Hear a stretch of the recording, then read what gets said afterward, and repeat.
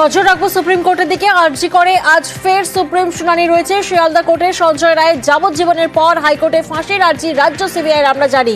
মামলা মোকদ্দমা জটের মধ্যেই গত বুধবার শীর্ষ আদালতে পিছিয়ে শুনানি। আরজি করের আজ ফের সুপ্রিম শুনানি রয়েছে। প্রতিনিধি মৈত্রী এই মুহূর্তে আমাদের সঙ্গে রয়েছেন। মৈত্রী, দেখো, আরজি করের আজকের যে শুনানি রয়েছে এই মামলাটি মূলত আরজি করের যে মামলা চলছিল তার মাঝখানে একটি আইএ পিটিশন ফাইল করা হয় নির্যাতিতার পরিবারের তরফ থেকে, এবং তাদের মামলা তারা ফাইল করেছিলেন শিয়ালদহ কোর্টের রায় বেরোনোর আগেই।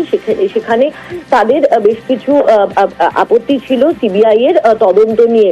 ফলে এবং তারপরে এই মামলা যতক্ষণে উঠছে ততক্ষণে শিয়ালদহ কোর্টের রায় বেরিয়ে গিয়েছে, হাইকোর্টে মামলা চলছে। ফলে সব বিষয় যে আজকে সুপ্রিম কোর্টের সামনে উঠে আসবে সেটা বলাই বাহুল্য। এবং পরিবারের তরফ থেকে তাদের যে অবস্থান, অর্থাৎ তারা কি চাইছেন এবং সিবিআই তদন্ত নিয়ে তারা কি ভাবছেন, সেই সমস্ত বিষয় কিন্তু তারা আজকে সর্বোচ্চ আদালতের সামনে অর্থাৎ প্রধান বিচারপতি জাস্টিস সঞ্জীব খান্নার সামনে এই বিষয়গুলি তারা তুলে ধরবেন, এবং তারপরে দেখার যে প্রধান বিচারপতির বেঞ্চ তারা কিভাবে এই গোটা মামলাটির ক্ষেত্রে তাদের মতামত দেন।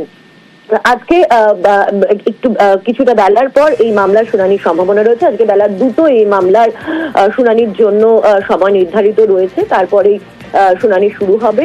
পরিবারের তরফ থেকে তাদের আইনজীবী করুণা নন্দী তিনি এই সার্বিকভাবে তাদের যে আপত্তির জায়গাটি রয়েছে সিবিআই তদন্ত নিয়ে, এবং একই সঙ্গে যে শিয়ালদাহ আদালতে যে রায় বেরিয়ে উঠে এসেছে সেই রায়ের সম্পর্কেও যে তাদের কি বক্তব্য সেটি তারা তুলে ধরবেন এবং দৃষ্টি আকর্ষণ করবেন।